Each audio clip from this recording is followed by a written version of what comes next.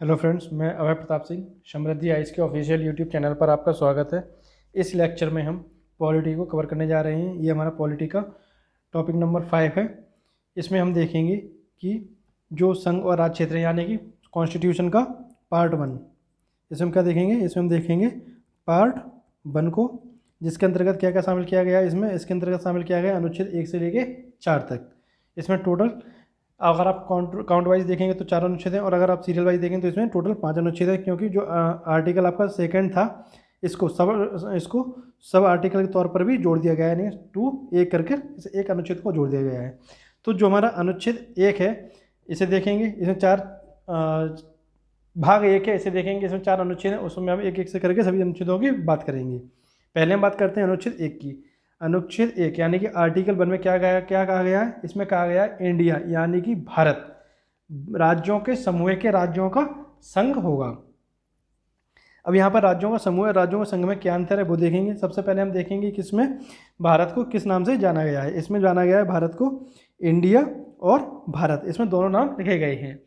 तो इसमें दोनों नाम लेने की जरूरत क्या थी, जैसे कि आपने देखा होगा संविधान में कई विचारधारा के व्यक्ति थे, सभी ने अपने अपने मत व्यक्त किए। कुछ लोगों का कहना था कि भारत को इंडिया के नाम से जाना जाए, और कुछ लोगों का कहता था जो इसका नाम परंपरागत नाम जो चला आ रहा है ना भारत, वही नाम रखा जाए।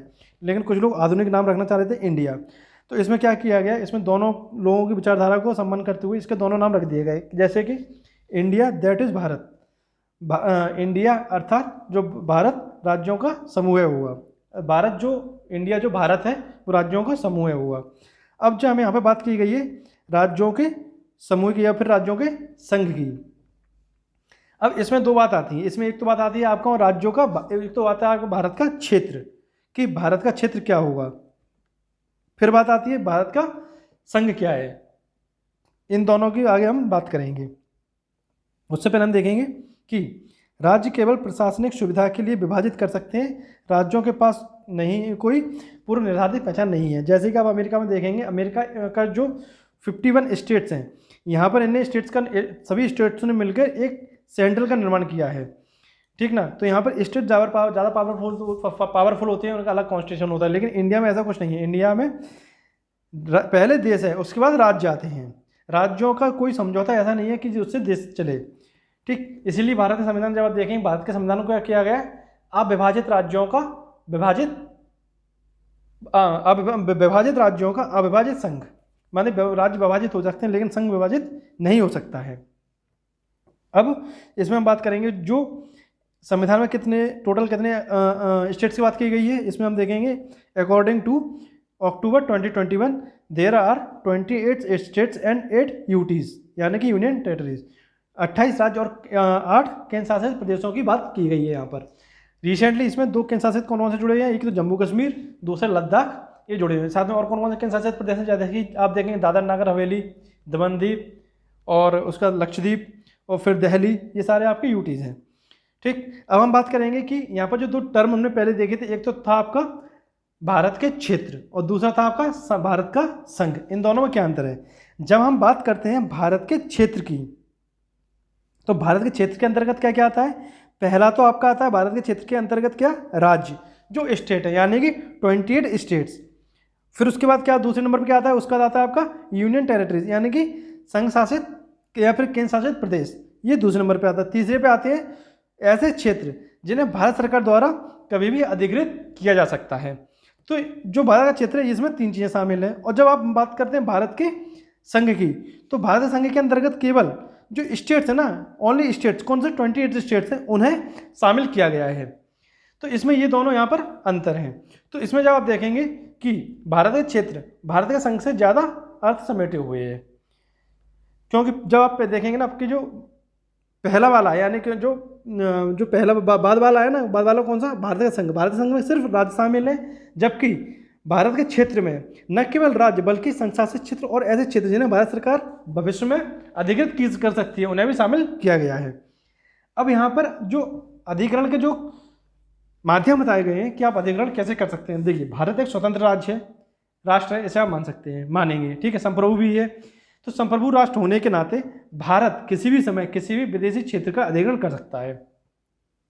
अब अधिग्रहण के क्या क्या तरीके होते हैं, जैसे कि जैसे कि इस तरह आप देखें सत्तांतरण कैसे, संधि के अनुसार आप किसी देश से संधि कर लें कि ये क्षेत्र हमारा है, ऐसे ठीक संधि हो जाएगी। दूसरा, आप किसी देश से कुछ क्षेत्र को खरीद लें, जैसे कि आप अलास्का को देखेंगे, जो अलास्का वाला पार्ट है ये कभी रशिया का पार्ट हुआ करता था, लेकिन ऐसे अमेरिका ने खरीद लिया तो अब अमेरिका का पार्ट है। ऐसे इंडिया अगर किसी पार्ट को खरीद ले। दूसरे नंबर पर आता है उपहार, कोई गिफ्ट कर दे या फिर हम उसे लीज पर ले लें। उसके बाद फिर आता है कि जिसे किसी भी अभी तक किसी मान्यता प्राप्त शासन से अधिग्रहण किया गया हो, ठीक है। जनमत संग्रह के द्वारा हम उसे अपने यहाँ शामिल कर सकते हैं। जनमत संग्रह के द्वारा कैसे शामिल किया गया था, सिक्किम को शामिल किया गया था भारत में। भारत ने गोवा और दमन द्वीप को आपका पुर्तगाली और फ्रांस से लिया था। तो इस तरह से आप कैसे कभी भी अधिग्रहण कर सकते हैं। तो ये अनुच्छेद 1 था जिसमें इस सब की चीज़ों के बारे में चर्चा की गई है। अब हम आएंगे अनुच्छेद 2 के में। जो अनुच्छेद 2 है, अनुच्छेद किससे संबंधित है? अनुच्छेद 2 संबंधित है संसद की शक्तियों से। इसमें कहा गया संसद को यह शक्ति दी गई है कि संसद विधि द्वारा ऐसे निबंधनों और शर्तों पर जो वह ठीक समझे संघ में नए राज्यों का प्रवेश या उनकी स्थापना कर सकता है। अब नए राज्यों के प्रवेश संबंधित मतलब क्या है? नए राज्यों की बात ऐसे चल रही है जैसे कि आप मान सकते हैं ये इंडिया का मैप है, ये इंडिया का मैप है, ठीक ना। अब इससे बाहर कोई क्षेत्र है, जैसे कि आप यहाँ पर मान लीजिए तिब्बत या फिर नेपाल। नेपाल का कोई क्षेत्र भारत को मिल जाए और भारत उसे अपना स्टेट बनाना चाहे तो किस अनुच्छेद के तहत बनाएगा? अनुच्छेद 2 के तहत। हम भारत के क्षेत्र से बाहर की बात कर रहे हैं जो भारत में अभी शामिल नहीं है। उस क्षेत्र को अगर शामिल करना होगा और उसे राज्य बनाना होगा तो बनाया जाएगा अनुच्छेद 2 के तहत। जैसे कि इसमें कहा गया है जो संसद ठीक समझे उन प्रावधानों के तहत इसे बनाया जा सकता है। अब इसमें भी 2 प्रावधान है। इस तरह अनुच्छेद 2 है ना, जो वो संसद को 2 शक्तियां देता है। अनुच्छेद 2 के तहत संसद को कितनी शक्तियां? अनुच्छेद 2 के तहत संसद को 2 शक्तियां। कैसे कि पहला है नए राज्यों को भारत के संघ में शामिल करें, ठीक ना। उसके बाद दूसरा जो है नए राज्यों को गठन करने की शक्ति।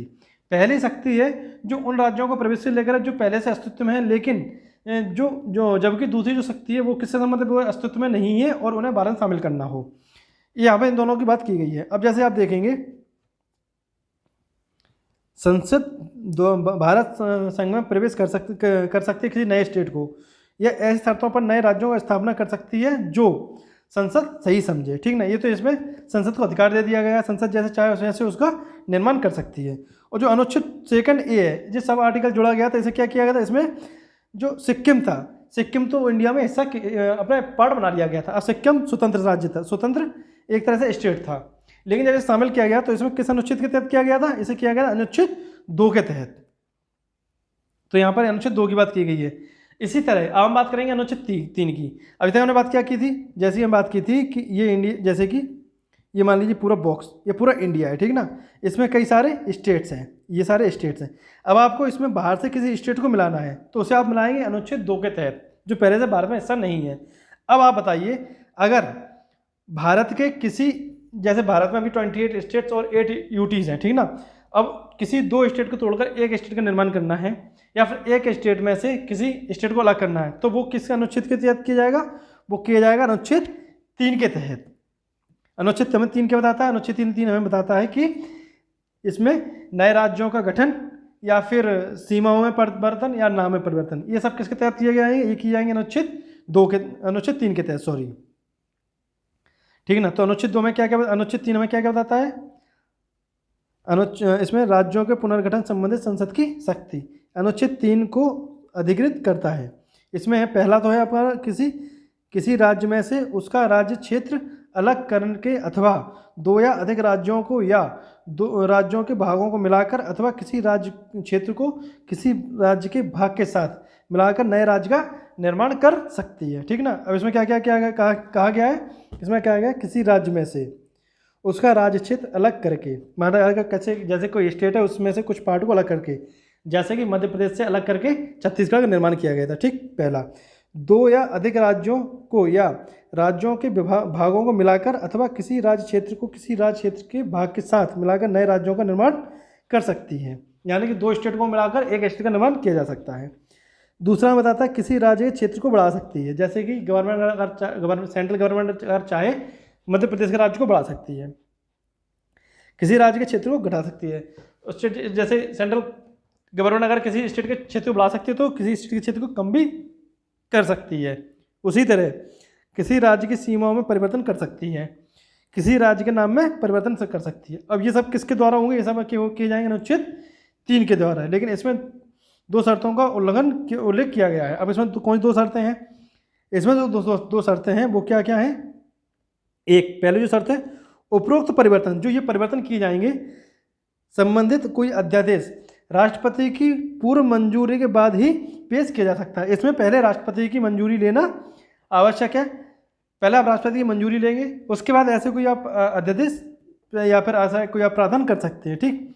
दूसरा इसमें क्या है, दूसरा इसमें कहा गया है कि संस्तुति के पूर्व, मतलब परमिशन देने के पूर्व राष्ट्रपति उस अध्यादेश को, जो अध्यादेश लाया गया है उसे जो संबंधित राज्य है, जिस राज्य के क्षेत्र को आप बढ़ाना चाहते हैं, जिस राज्य के क्षेत्र को आप घटाना चाहते हैं, जिस राज्य को तोड़कर आप नए राज्य का निर्माण करना चाहते हैं, उस राज्य को आप ये प्रस्ताव उसके विधानमंडल में आप भेजेंगे और उसका आप मत यहाँ पर मांगेंगे।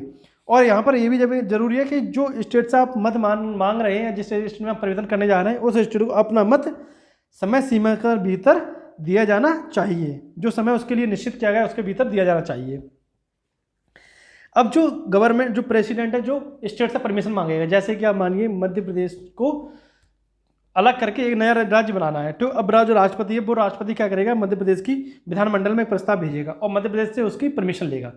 अब Madhya Pradesh government time period के अंदर अगर परमिशन देगी ना, तब भी हाँ बोले ना बोले या कुछ भी रिकमेंड करे, राष्ट्रपति उस रिकमेंडेशन को मानने के लिए बाध्य बिल्कुल नहीं है। मतलब कि वो अब राष्ट्रपति स्वतंत्र है, जो डिसीजन लेना चाहे लेने के लिए, ये केवल एक फॉर्मेलिटी है, इसके आगे कुछ नहीं है। राष्ट्रपति चाहे तो इसकी सिफारिशों को मान ले, चाहे तो न माने, इसे अस्वीकार भी कर सकती है, स्वीकार भी कर सकती है, भले ही उसका मत समय पर आ गया हो। ये यहाँ पर प्रावधान किया गया है। संशोधन संबंधी अध्यादेश के संसद में आने पर हर बार राज्य को विधानमंडल के लिए नया जो संदर्भ है उसे ले जाने की जरूरत नहीं है। तो यहाँ पर ये बात की गई है कि जो अनुच्छेद 3 के तहत जो संशोधन किए जाएंगे उसके लिए राष्ट्रपति की पूर्व अनुमति आवश्यक है। राष्ट्रपति जो अनुमति देंगे उसके लिए राष्ट्रपति संबंधित राज्य को एक प्रस्ताव भेजेंगे, प्रस्ताव पर सहमति मांगी जाएगी, सहमति दी जाए या ना दी जाए उसको मान लेंगे, जो भी दिया जाए, जो भी रिकमेंड करेगा स्टेट, उसे मानने के लिए प्रेसिडेंट बाध्य नहीं है। अब यहाँ पर अनुच्छेद 2 के अंतर्गत ये बात की गई है। अब यहाँ पर और भी चीज़ें बात की गई, जैसे कि इस तरह स्पष्ट है कि संविधान संसद को यह अधिकार देती है कि नए राज्यों को बनाए, उसमें परिवर्तन करके नाम परिवर्तन करे या सीमा में परिवर्तन संबंध में बिना राज्यों की अनुमति के कदम उठा सकती है। ठीक ना, ये पावर किसके पास है? पावर है संसद के पास में। उसके बाद इस तरह संविधान द्वारा क्षेत्रीय एकता या राज्य के अस्तित्व को गारंटी नहीं दी गई है। इस तरह भारत को सही कहा गया है, क्या कहा गया है? विभक्त राज्यों का अविभाजित संघ, यानी कि यहाँ पर राज्यों का विभाजन किया जा सकता है, संघ का विभाजन नहीं किया जा सकता। यहाँ पर सेकंड ये आर्टिकल में ये कहा गया है। ये हमारा आर्टिकल 3 था। अब जो हमारा आर्टिकल 4 है, आर्टिकल 4 में क्या कहा गया है? आर्टिकल 4 में केवल इतनी सी बात की गई है कि अनुच्छेद 2 और 3 में किए गए समस्त कार्य, यानी नए राज्यों का निर्माण या फिर जो बाहर से शामिल किए जाने अनुच्छेद 2 के अंतर्गत और अनुच्छेद 3 के अंदर तक किसी नए भारत के क्षेत्र में से किसी नए राज्य का गठन, नाम में परिवर्तन, सीमा में परिवर्तन, ये जितने भी जितने भी चेंजेस की जाएंगे ना, इन्हें संविधान संशोधन नहीं माना जाएगा। यानी कि संविधान संशोधन के जो आपके किए जाते हैं अनुच्छेद 368 के तहत किए जाते हैं, जिससे हम आगे जाके देखेंगे। जो भी अनुच्छेद 2 और 3 में संशोधन किए जाएंगे उन्हें संविधान संशोधन नहीं माना जाएगा। इन्हें केवल सिंपल मेजोरिटी के आधार पर संविधान सभा के तौर की जो समिति है उसके द्वारा इसे पास कर दिया जाएगा। तो यहाँ पर ये बात की गई है।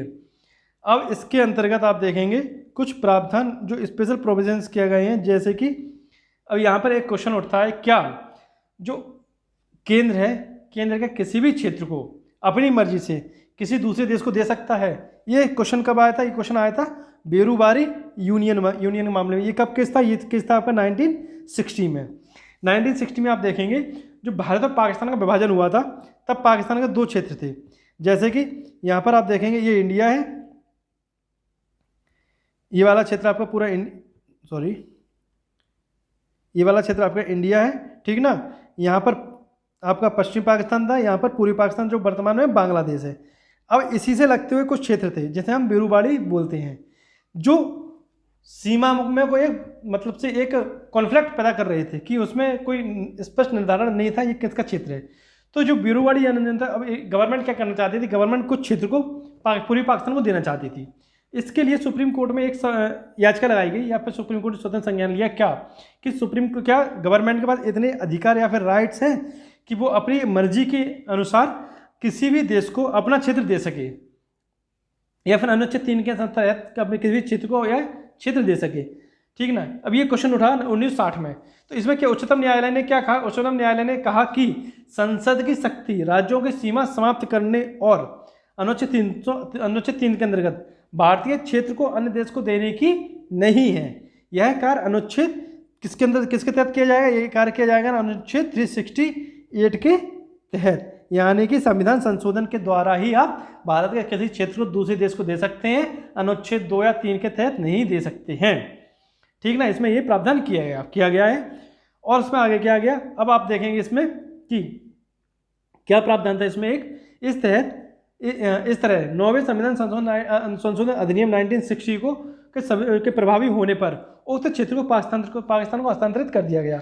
अब 1960 में क्या हुआ, 9वां संविधान संशोधन गवर्नमेंट को करना पड़ा, 9th कॉन्स्टिट्यूशनल अमेंडमेंट, संविधान को जो गवर्नमेंट थी उसे करना पड़ा। उसके बाद जो बिरूबाड़ी वाला जो क्षेत्र था वो पाकिस्तान को हम हस्तांतरित कर पाए। उसी तरह जब आप देखेंगे तो दूसरी तरफ 1969 की हम बात करेंगे तो उसमें क्या किया गया था, उसमें उच्चतम न्यायालय ने व्यवस्था दी कि भारत और अन्य देश के बीच सीमा निर्धारण को हल करने के लिए संवैधानिक संशोधन की जरूरत नहीं है। अगर आप किसी देश के साथ सीमा निर्धारण करने जा रहे हैं या सीमा विवाद सुलझाने जा रहे हैं तो आपको संविधान संशोधन की जरूरत नहीं है। यह कार्य जो कार्यपालिका द्वारा किया जा सकता है, उसमें के माध्यम से आप किसी भी क्षेत्र को आप किसी भी विवाद को सुलझा सकते हैं, लेकिन इसमें भारतीय क्षेत्र को आप किसी भी विदेश को सौंपना नहीं जा सकता। ठीक ना। इसमें भी दो बात की गई। इसमें क्या बात की गई कि 1969 में जो सुप्रीम कोर्ट ने डिसीजन दिया था उसमें सुप्रीम कोर्ट ने कहा था कि अगर आप सीमा का निर्धारण किसी देश के साथ में करना चाहते हैं वो आप कर सकते हैं, उसके लिए आपको संविधान संशोधन की जरूरत नहीं है। लेकिन अगर आप भारत का क्षेत्र किसी देश को दे रहे हैं उसके लिए आपको संविधान संशोधन करना पड़ेगा। इसी तरह जब आप देखेंगे कि भारत ने 2015 में बांग्लादेश के साथ में अपने कुछ जो सीमा विवाद था उसे सुलझाया था, उसके लिए भारत को संविधान संशोधन करना पड़ा था। इसके लिए भारत ने 100th कॉन्स्टिट्यूशनल अमेंडमेंट किया था, 100वां संविधान संशोधन किया था। उसके तहत गवर्नमेंट ने क्या किया था, जैसे कि आप देखेंगे कि यहाँ पे आएगा 1960, हाँ ये है आपका 100th अमेंडमेंट जो कॉन्स्टिट्यूशन में हुआ था 2015 में। इसमें क्या किया गया था कि जो भारत की जो सीमा है पाकिस्तान से बांग्लादेश साथ में लगती है, कितनी लगती है 4096.7 किलोमीटर, ये इसके साथ लगती है। ठीक ना। अब इसमें आप देखेंगे जो बॉर्डर किसी भी देश के साथ हुआ वो जिगजैग टाइप में होता है, कैसा का ऐसा होता है। ठीक ना। कभी सीधा नहीं होता। जब जिगजैग टाइप में होता है तो आपको यहाँ पर बाउंड्री या फेंसिंग लगाने में दिक्कत होती है, अपने बॉर्डर की तारबंदी करना मुश्किल होता है। अब यहाँ पे आप देखेंगे कुछ लोग यहाँ पर रह रहे हैं, उनकी ज़मीन यहाँ पर है बांग्लादेश की, ठीक, कुछ भारतीय उनकी ज़मीन यहाँ पर है।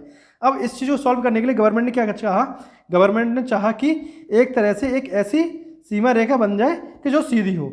ठीक, जो इनकी ज़मीन है वो इनके पास रहे, जो हमारी ज़मीन है वो हमारे पास रहे। तो इसमें गवर्नमेंट ने क्या किया, इसमें गवर्नमेंट को 111 जो क्षेत्र थे भारत के वो किसे देना था, वो देना था बांग्लादेश को, और बांग्लादेश से 51 क्षेत्र भारत को खुद लेने थे। तो इसके तहत जो क्या प्रावधान किया जाता है, इसके तहत प्रावधान किया जाता है कि जो इसमें 6.1 किलोमीटर का जो क्षेत्र था वो हमें बांग्लादेश को स्थानांतरित करना था। जब ये क्षेत्र स्थानांतरित करना था तो इसके तहत भारत को संविधान संशोधन की जरूरत पड़ी थी, क्योंकि अगर भारत क्षेत्र नहीं देता, केवल लेना होता तो साधारण एक बिल पास करके कर सकते थे, लेकिन यहाँ पर बात थी भारत के एक क्षेत्र को किसे देने की, बांग्लादेश को देने की। तो इसलिए यहाँ पर संविधान संशोधन की जरूरत पड़ी थी। कौन संविधान संशोधन हुआ था, 100th कॉन्स्टिट्यूशन अमेंडमेंट 2015 में। अब इसके तहत कौन से राज्य प्रभावित हुए थे, इसके तहत राज्य प्रभावित हुए थे आपके इसमें जो इसका जो चेंज किया गया था इसमें असम, पश्चिम बंगाल, मेघालय, त्रिपुरा, ये उससे संबंधित थे। इसमें 111 जो क्षेत्र थे वो दिए गए थे। ठीक ना। अब इसमें हम बात करेंगे आगे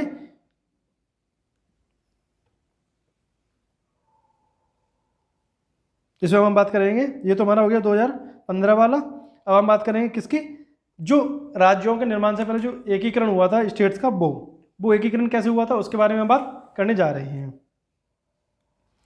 तो जैसा कि आप पता 1947 से पहले हमारे देश में कई सारे रजवाड़े और देसी रियासतें थीं। टोटल जो देसी रियासतें थी वो कितनी थी, वो थी आपकी 552। जब देश आज़ाद हुआ, संविधान बना, इन लोगों से बोला गया कि आप भारत में शामिल हो जाइए। बाकी तो सब 552 में से जितने भी सीधे बच्चे थे वो शामिल हो गए, लेकिन इसमें से 3 थे, कितने सीधे बच्चे थे, ये थे 549, ठीक ना। 549 में भी कुछ थे मतलब टेढ़े समय भी थे, जैसे भोपाल भी था, वो भी स्वतंत्र रहना चाहता था, लेकिन थोड़ा डरा धमका के से लाइन पे ला दिया गया था। लेकिन 3 बच्चे ऐसे थे आपके, कौन से 3 बच्चे, एक तो को आप तक है हैदराबाद, दूसरा कश्मीर और तीसरा जूनागढ़। ये जो 3 बच्चे थे ना, ये ज़्यादा बदमाश थे। तो इनका इलाज क्या किया गया था, इनका इलाज किया गया था आपका, जो आपका हैदराबाद था इसे पुलिस कार्रवाई द्वारा शामिल किया गया भारत में। जो आपका कश्मीर था, कश्मीर में आपने देखा होगा कि एक विलय पत्र पर हस्ताक्षर किए गए थे, उसके बाद इसे भारत में शामिल किया गया। और आपका जूनागढ़ कैसे शामिल हुआ भारत में, जूनागढ़ जनमत संग्रह के द्वारा शामिल हुआ था। कैसे, जनमत संग्रह, रेफरेंडम के द्वारा। तो इन तीनों बनवासियों बच्चों को भी सुधार दिया गया। अब जब इन्हें सुधार दिया गया तो इसमें क्या किया गया, राज्यों का पुनर्गठन किया गया। अब राज्यों का पुनर्गठन किया गया तो प्रारंभ में क्या गया, सभी राज्यों को 4 भागों में विभाजित कर दिया गया था। अब 4 राज्य कौन से थे आपके, 1 मिनट, पहले जो आपके 4 राज्य थे ना वो कौन कौन से थे, सॉरी, जो आपके जो राज्यों को 4 भागों में बांटा गया तो कौन कौन से थे। एक तो आपका भाग 1 था, भाग 1 में कौन कौन से राज्य थे, इसमें थे आपके असम, बिहार, बम्बई, मध्य प्रदेश, मद्रास, उड़ीसा, पंजाब, संयुक्त प्रांत, पश्चिम बंगाल। इसमें 9 जो राज्य थे वो आते थे। भाग खा में कौन कौन से आते थे, ये आते थे आपके हैदराबाद, जम्मू कश्मीर, मध्य भारत, मैसूर, पटियाला एवं पूर्वी पंजाब, राजस्थान, सौराष्ट्र, त्रावणकोर, कोचीन और विंध्य प्रदेश। भाग गा में कौन कौन से थे, इसमें थे आपके अजमेर, भोपाल, बिलासपुर, कुछ बिहार, कुर्ग, दिल्ली, हिमाचल प्रदेश, कच्छ, मणिपुर, त्रिपुरा। और जो लास्ट में था आपका घा वो कौन कौन से थे, अंडमान और निकोबार द्वीप समूह है। तो ये आपके जो स्टेट थे इन्हें यहाँ पर शामिल किया गया था, ठीक ना। अब बात आती है जो राज्यों का एकीकरण था वो कैसे किया गया। तो यहाँ पर क्या था कि जब देश का जो निर्धारण हुआ और फिर उसके बाद इन 4 क्षेत्रों में बांट दिया गया। उसके बाद देशी रियासतों का शेष भारत में एकीकरण विशुद्ध रूप से अस्थायी व्यवस्था थी, ठीक ना। और इसको स्थायी रूप से व्यवस्थित करने के लिए जून 1948 में क्या किया जाता है, एक समिति बनाई जाती है। कौन सी समिति, धर आयोग। एक आयोग बनाया जाता है जिसका नाम था धर आयोग। इसके अध्यक्ष कौन थे, इसके अध्यक्ष थे एसके धर की अध्यक्षता में इसे बनाया जाता है। ये आयोग अपनी रिपोर्ट कब सौंपता है, ये सौंपता है दिसंबर 1948 में। इसका कार्य क्या था, इसका कार्य था कि भारत में जो राज्यों का निर्माण किया जाना है उन्हें किस आधार पर किया जाए, भाषाई आधार पर किया जाए या फिर किसी और आधार पर किया जाए। तो इसमें जो अपनी रिकमेंड की, इसने रिकमेंड किया कि आयोग ने जो सिफारिश दी वो क्या था, वो कहा था कि राज्यों का जो पुनर्गठन है वो भाषाई आधार के बजाय प्रशासनिक सुविधा के अनुसार होना चाहिए, ठीक ना। इसने अपनी भाषाई आधार के जो बात थी उसे हटाकर इसने क्या कर दिया, जो प्रशासनिक स्ट्रक्चर है, प्रशासनिक सुविधा के अनुसार इसे एक पुनर्गठित बुक किया जाना चाहिए। जब ये डिसीजन आया ना तो इसमें क्या हुआ, एक तरफ से मतलब व्यापक असंतोष फैल गया, क्योंकि कई सारे स्टेट ऐसे थे जो अपनी भाषा को प्रधानता देते हुए भाषा के आधार पर राज्यों का गठन चाहते थे। जब विवाद हुआ तो दिसंबर 1948 में एक नई समिति बनती है। दिसंबर 1984 में कौन सी नई समिति बनी, ये बनी आपकी जेबीपी समिति। अब जेबीपी समिति कब बनी थी आपकी, दिसंबर 1948 में। इससे कौन कौन मेंबर थे, इसमें पहले थे जवाहरलाल नेहरू, फिर थे आपके सरदार वल्लभ भाई पटेल और तीसरे थे आपके पट्टाभी सीतारामैया। इन्होंने क्या कहा, इनकी जब रिपोर्ट आई, इन्हें अपनी रिपोर्ट दी अप्रैल 1949 में। 4-5 महीने बाद इन्होंने क्या कहा, इन्होंने भी औपचारिक रूप से जो राज्यों का गठन होना था उन्हें जो भाषा के आधार पर होना था उसका इन्होंने भी उसे अस्वीकार कर दिया, ठीक। और इनके द्वारा भी कहा गया कि जो प्रशासनिक सुविधा के अनुसार है उसी के अनुसार भारत में जो गठन किया जाएगा राज्यों का वो प्रशासनिक सुविधा के अनुसार किया जाएगा। लेकिन तभी एक घटना क्या घटती है, आप इसमें देखेंगे अक्टूबर 1953 में भारत सरकार को भाषा के आधार पर पहले राज्य के गठन की मजबूर होना पड़ा। भाषा के आधार पर पहले राज्य गठन करना पड़ा था कब, अक्टूबर 1953 में। ऐसे क्या परिस्थितियाँ थी, यहाँ पर एक व्यक्ति थे ये मद्रास से संबंधित थे, तेलुगु भाषी क्षेत्रों को पृथक करने की यहाँ पर मांग उठ रही थी। किसे? मद्रास क्षेत्र से तेलुगु भाषी जो क्षेत्र थे उन्हें अलग करने की मांग उठ रही थी। जब आप यहाँ पर देखेंगे तो कौन थे यहाँ पर थे पोटे श्री रामल्लू, एक कांग्रेसी कार्यकर्ता थे। इनके द्वारा 56 दिन तक लगातार भूख हड़ताल की गई। इनकी मांग थी कि आंध्र प्रदेश भाषी लोगों को एक अलग से राज्य दिया जाए, ठीक ना, केवल वहाँ पे आंध्र भाषी वाले लोग वहाँ पर हों, लेकिन गवर्नमेंट इसकी तैयार नहीं थी। तो इन्होंने हड़ताल की 56 दिन की। जब इन्होंने हड़ताल की तो इनकी हो जाती है मृत्यु। फिर एक तरह से व्यापक असंतोष यहाँ पर फैल जाता है। जब व्यापक असंतोष फैलता है तो एक नई जो गवर्नमेंट फिर मजबूर होती है, कब गवर्नमेंट मजबूर होती है? अक्टूबर 1953 में। 1953 में भाषाई आधार पर पहले राज्य गठन कर दिया जाता है, किसका? आंध्र प्रदेश का। ठीक, अब अलग अलग क्षेत्रों पे इस चीज़ का बुरा प्रभाव पड़ता है, क्योंकि जैसे ही आंध्र प्रदेश का भाषाई आधार पर गठन होता है और भी जगह से इस चीज़ को लेकर मांग उठनी शुरू हो जाती है।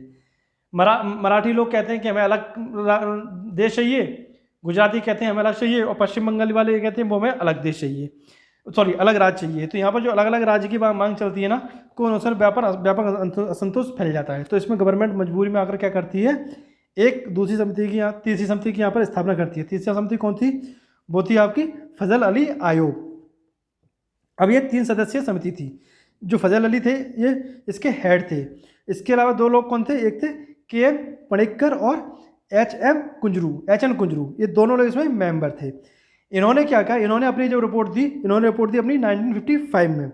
1955 में इन्होंने जो अपनी रिपोर्ट दी उसमें क्या कहा? इन्होंने इस बात को व्यापक रूप से स्वीकार किया कि राज्यों के पुनर्गठन में भाषा के आधार को मुख्य आधार बनाया जाना चाहिए, लेकिन इसने एक राज्य एक भाषा के सिद्धांत को अस्वीकार कर दिया। इसने बोला कि आप जो राज्यों का गठन कर रहे हैं ना, वो सिर्फ भाषा का आधार बनाइए, लेकिन एक राज्य एक भाषा, इससे सहमत इसने ये नहीं था। इसने भी इसे खारिज कर दिया। इसका मत था कि किसी भी राजनीतिक इकाई को पुनर्निर्धारण के रूप में एकता को प्रमुखता दी जानी चाहिए। ठीक है, एकता खंडित ना हो, इस आधार पर आप गठन करें। तो इसने जो सजेशन दिए, सजेशन क्या दिए? इसने 4 सजेशन दिए थे। उसमें से पहला क्या था? देश की एकता एवं सुरक्षा की अनुक्षरण एवं संरक्षण, ठीक ना, यूनिटी या सिक्योरिटी ऑफ इंडिया, इसे ध्यान में रखा जाए। फिर भाषाई व सांस्कृतिक एकरूपता, ठीक ना, भाषा और सांस्कृतिक एकरूपता को ध्यान में रखा जाए। वित्तीय, आर्थिक तथा प्रशासनिक तर्क, इस पर ध्यान रखा जाए। फिर प्रत्येक राज्य एवं पूरे देश में लोगों के कल्याण की योजना और इसका संवर्धन, इन चीज़ों के यहाँ पर ध्यान दिया जाए। अब जब यहाँ पे क्या किया, आयोग ने जो सलाह दी थी उसमें क्या कहा गया था? उसमें मूल संविधान के अंतर्गत 4 आगामी राज्यों के वर्गीकरण को समाप्त किया गया। अब जब उसने सिफारिश की थी ना, जो 4 हमने जो वर्गीकरण देखे थे ना पहले, जो अभी देख के आए थे, जो भाग 1 भाग 2, उनको समाप्त कर दिया गया और 16 राज्य और 3 केंद्र शासित प्रदेश को निर्माण किया गया। अब इसके तहत जब आप देखेंगे यहाँ पर 16 स्टेट्स और 3 यूटीज का यहाँ पर निर्माण किया जाएगा। अब कौन कौन से यहाँ पर स्टेट्स थे उन्हें हम देखेंगे। यहाँ पर जो निर्माण किया गया उसमें से केवल 14 राज्यों का ही निर्माण किया गया था। कौन 14 स्टेट्स थे? एक तो आपका आंध्र प्रदेश का बना था भाषाई आधार पर 1953 में। आंध्र प्रदेश था, आसाम, बिहार, बॉम्बे, जम्मू एंड कश्मीर, केरला, मध्य प्रदेश, मद्रास, मैसूर, उड़ीसा, पंजाब, राजस्थान, उत्तर प्रदेश और वेस्ट बंगाल। ये राज्यों का निर्माण हुआ था 1956 में फजल अली की सिफारिश पर। ठीक, और यूनियन टेरिटरीज कौन सी थी? यूनियन टेरिटरीज आपकी थी total 6, Andaman and Nicobar island, Delhi, Himachal Pradesh, Lakshadweep, Minicoy और अमनदीवी, मणिपुर और त्रिपुरा। ठीक ना, ये यूटीज थी। तो इनका निर्माण किया गया था। अब इसमें जब आप आगे देखेंगे तो आगे इसमें आपको और भी रोचक चीज़ें देखने को मिलेंगी, जैसे कि अब यहाँ पर इनका निर्माण हो चुका। ठीक, जो उसमें जो गठन किया गया था, पहले 4 भाग थे, 4 भागों को छोड़कर फिर 14 यूनियन टेरिटरीज और उसके बाद आपकी 14 स्टेट और 6 यूनियन टेरिटरीज बना दी गई थी। फिर समय समय पर इसमें और भी क्षेत्र जोड़े गए, जैसे कि यहाँ पर आप देखेंगे। अब हम हर डेट के अनुसार उनके जो चेंज किया गया उसे देखेंगे। 1953 में जो क्या किया गया था, आंध्र प्रदेश का निर्माण हुआ। कब? 1953 में। इसे क्या किया, मद्रास से अलग कर पहला भाषाई आधार पर इसका निर्माण किया गया था। फिर उसके बाद 1954 में दमन और दीप को इसे कहाँ से ऑक्यूपाइड किया गया, इसे पुर्तगाल से ऑक्यूपाइड किया गया, ठीक है ना। और 10th कॉन्स्टिट्यूशन अमेंडमेंट 1961 के तहत इसे यूटी यानी यूनियन टेरिटरी घोषित कर दिया गया। 1954 में पुदुचेरी को फ्रांस से ऑक्यूपाई किया गया, ठीक। इसे 14वें कॉन्स्टिट्यूशन अमेंडमेंट 1962 के तहत यूनियन टेरिटरी बनाया गया। और फिर इसमें इसका नाम जब चेंज किया गया 2006 में। इसके नाम को भी हम आगे आगे चर्चा करेंगे, कौन से नाम, किसका नाम कब चेंज किया गया। इसके बाद आप देखेंगे कि 1960 में क्या हुआ कि द्विभाषी राज्य बम्बई में दो भाषा वाले लोग थे, एक तो गुजराती बोलने वाले, दूसरी मराठी बोलने वाले। तो जो मराठी बोलने वाले थे उन्हें महाराष्ट्र में के नाम से अलग कर दिया गया, और जो गुजराती बोलने वाले थे उन्हें गुजरात के नाम से अलग कर दिया गया। 14 और 15वें स्टेट का निर्माण हुआ। क्या 15वां स्टेट कौन सा बना? 15वां स्टेट बना आपका गुजरात। बम्बई तो बम्बई था ही आपका, बम्बई से अलग करके गुजरात को एक अलग गुजरात भाषी देश बना दिया गया। कब बनाया गया था? बनाया गया था आपका 1960 में। फिर 1961 में आपके गोवा, दमन और दीव। 1961 में आप देखेंगे पुलिस कार्रवाई के माध्यम से भारत में इन तीनों क्षेत्रों को अधिगत किया। 12वें संविधान संशोधन 1960, इसमें 12 संविधान संशोधन जो 1962 हुआ था उसके द्वारा संघ शासित क्षेत्र में से शामिल कर दिया गया। बाद में 1987 में जो गोवा था उसे पूर्ण राज्य बना दिया गया, ठीक। इसी तरह दमन और दीव को पृथक केंद्र शासित क्षेत्र बना दिया गया। किसके द्वारा? 1987 के द्वारा। इसी 1962 में कॉन्स्टिट्यूशन अमेंडमेंट हुआ था, ठीक। अब जो गोवा की जर्नी थी वो कैसी थी? गोवा को सबसे पहले हमने किससे अलग? पुर्तगाल से लिया, ठीक। 1962 में 1987 से इसे पूर्ण राज्य बना दिया। इसके बाद आप देखेंगे आगे पुदुचेरी, इसका आएगा नागालैंड और नागा हिल्स एंड एक क्षेत्र और था आपका त्युइंगशांग। ये कौन से क्षेत्र थे आपके? ये आपके क्षेत्र थे जो 1963 में नागा पहाड़ियों और असम के बाहर का जो त्युइंगशांग क्षेत्र था, इसे मिलाकर नागालैंड राज्य का गठन कर दिया गया था। कब गठन किया गया इसका? 1963 में, ठीक ना। फिर उसके बाद नागालैंड को भारतीय संघ के 16वें राज्य के रूप में दर्जा दिया गया।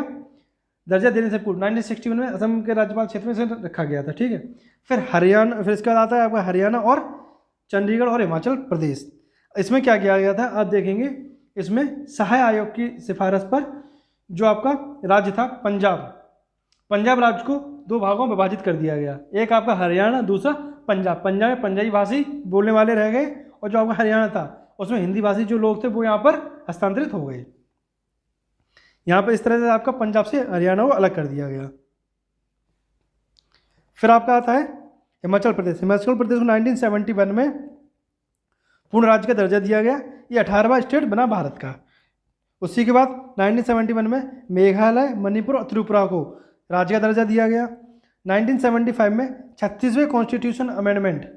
सिक्किम की जर्नी भी काफ़ी इंटरेस्टिंग है। सिक्किम में क्या हुआ था? 1947 तक सिक्किम भारत का एक शाही राज्य था।